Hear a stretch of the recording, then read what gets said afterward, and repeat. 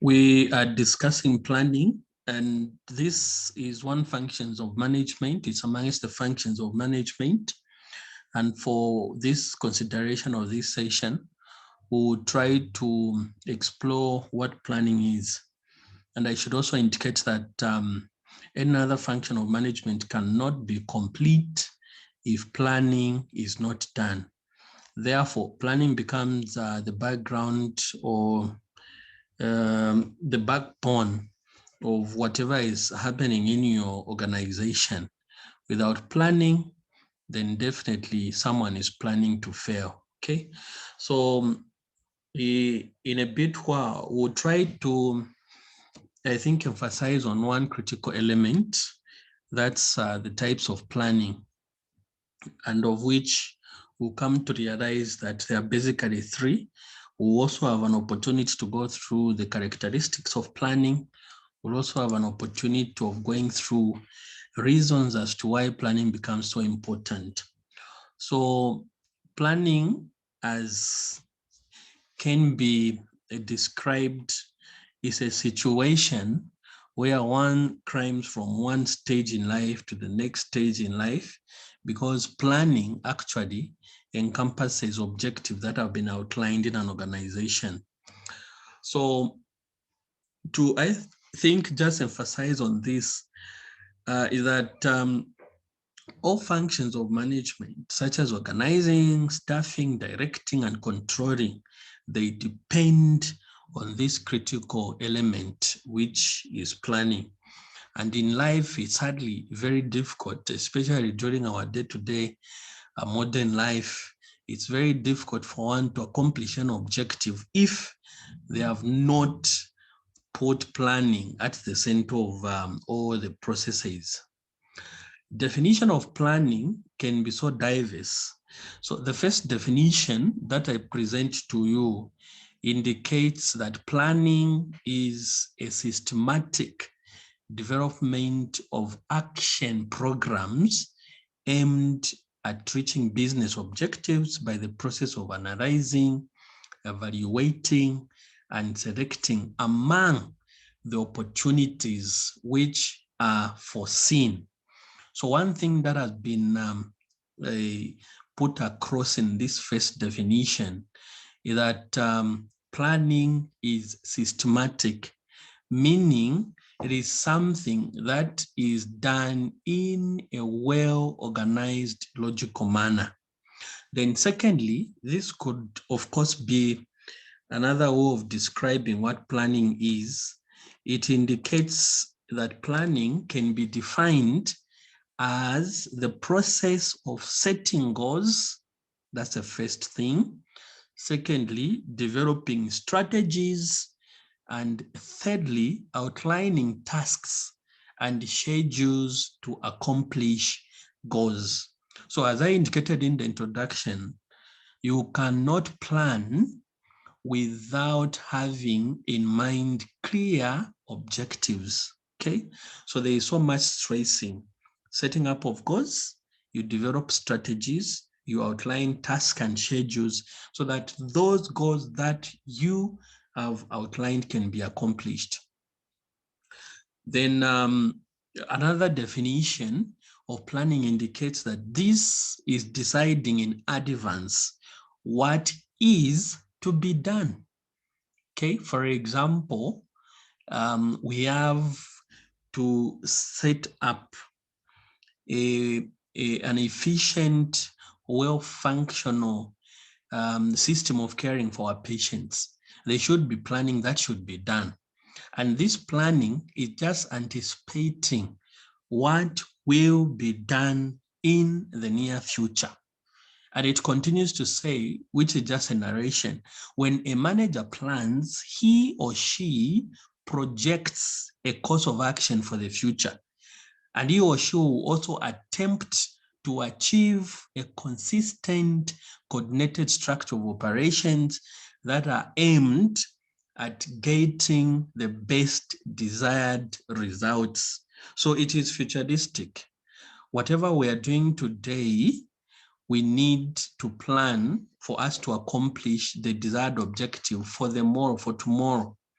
And one thing that we can give as the best example of a planning process that is done in nursing, it is the nursing care plan.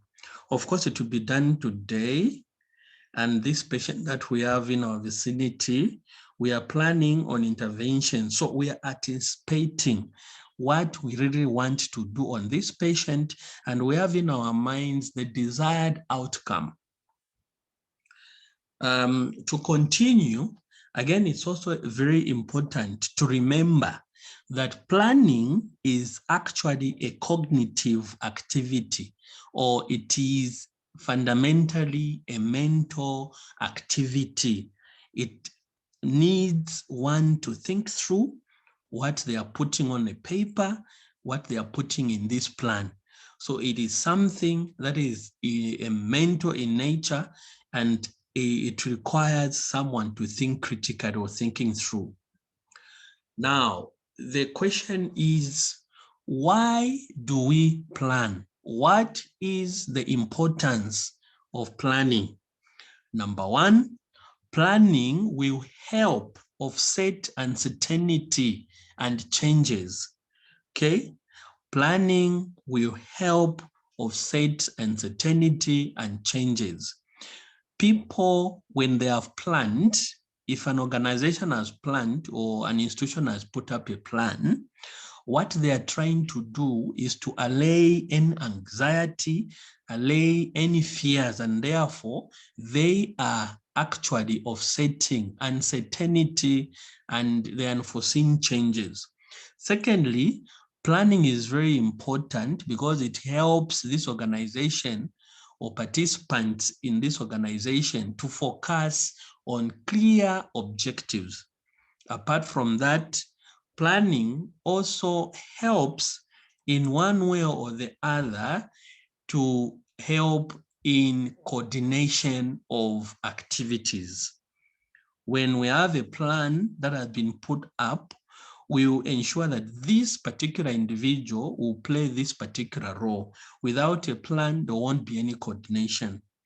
Then apart from that, planning also facilitates or helps the function of management of controlling. So the function of management of controlling is really assisted at maximum. Then the fifth one, or the fifth reason as to why planning is very important, is that it increases organizational effectiveness. It increases organizational effectiveness. Let's continue. What are the principles of planning? What could be the guiding principles of planning? Number one, ensure that as you plan, objectives are at the core of everything, meaning your planning should be objectives oriented, objectives oriented. Secondly, the other principle of planning is that it continues. It is not static. It does not stop at one point, but it is something that continues. So continuity and flexibility. Flexibility in this context means if you have seen that there should be amendments to be made to your planning, you need just to be flexible. Thirdly, planning is hierarchical in nature, meaning it may begin at the lowest level of management until it reaches at the highest level of management. The lowest level of management can devise this plan, or they can come up with this proposal, which can be subjected to middle management and then top management. So it is hierarchical in nature. Then apart from that one, planning at any time at all costs should be documented. This is something that we do not do very well. We'll have individuals come up with a nursing care plan, and after they have implemented this nursing care plan, there is no documentation. So a critical element of planning as a principle is documentation, which is very, very important. Now, Planning is a process which I think should be at the back of every mind here. Planning has steps. The first step to planning is determination of the objectives. So you come up with objectives. What are my objectives as I do this planning? Secondly, correction and forecasting of information. So this is another important aspect. You cannot plan if you don't have information. So you need to collect adequate information about the plan that you need to put up. Then apart from this, the other step is development of planning premises. Okay, you need to know which boundaries, to what extent should this plan be implemented if it was implemented. Then discovering alternative courses of action. When you are doing your planning, there should be alternatives, options of action. Probably you put up 3 of them, but targeting the same objective.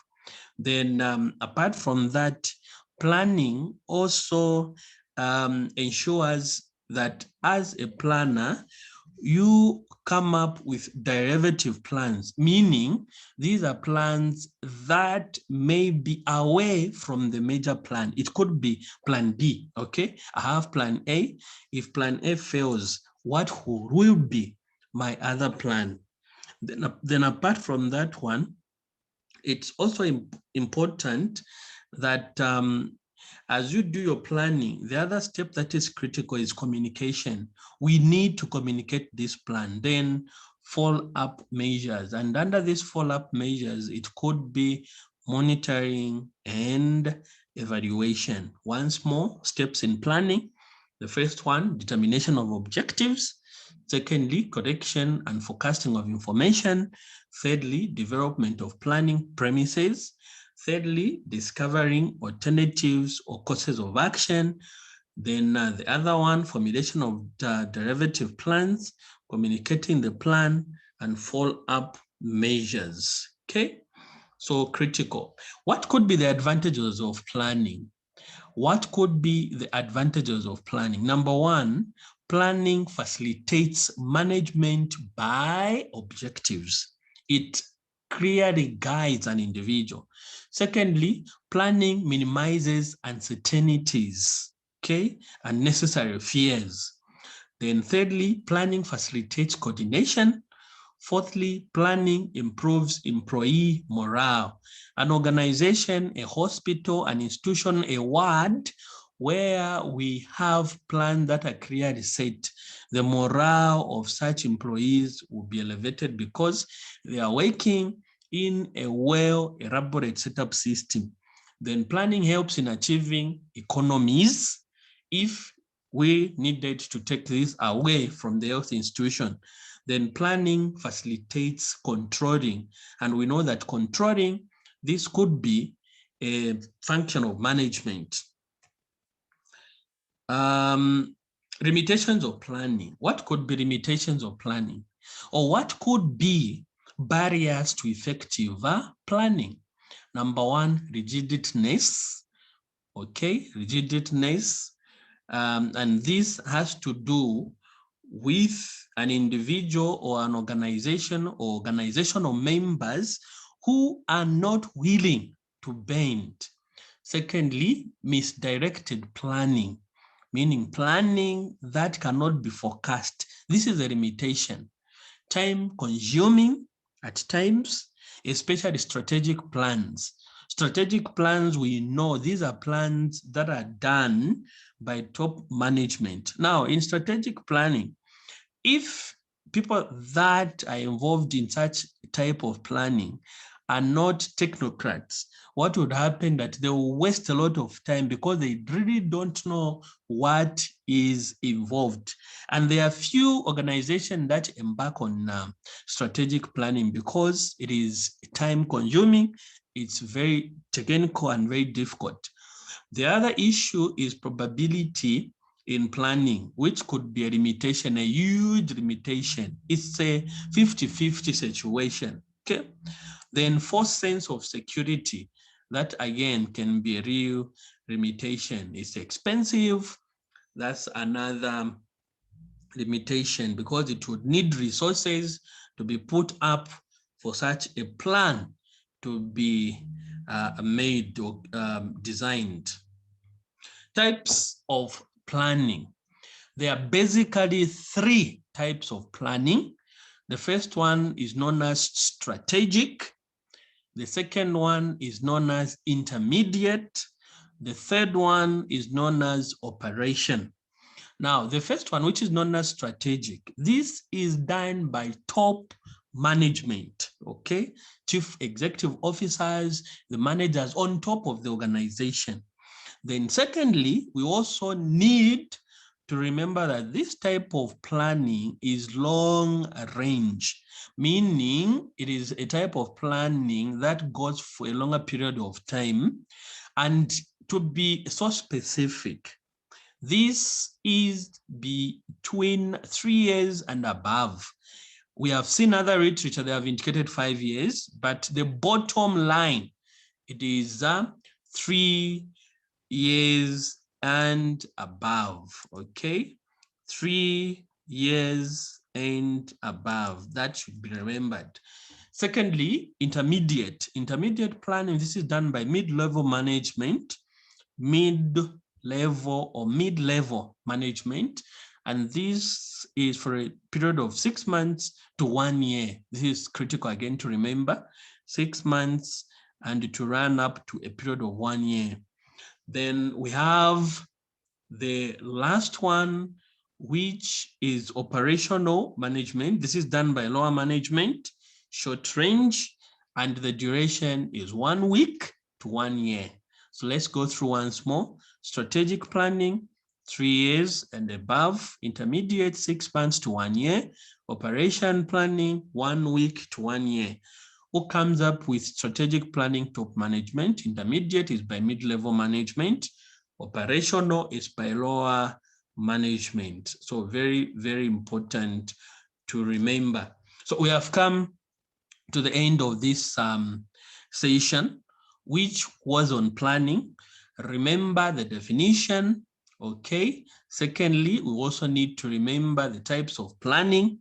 And lastly, the barriers or limitations to planning are so critical. So thank you for, again, coming through and paying attention to this important session on planning.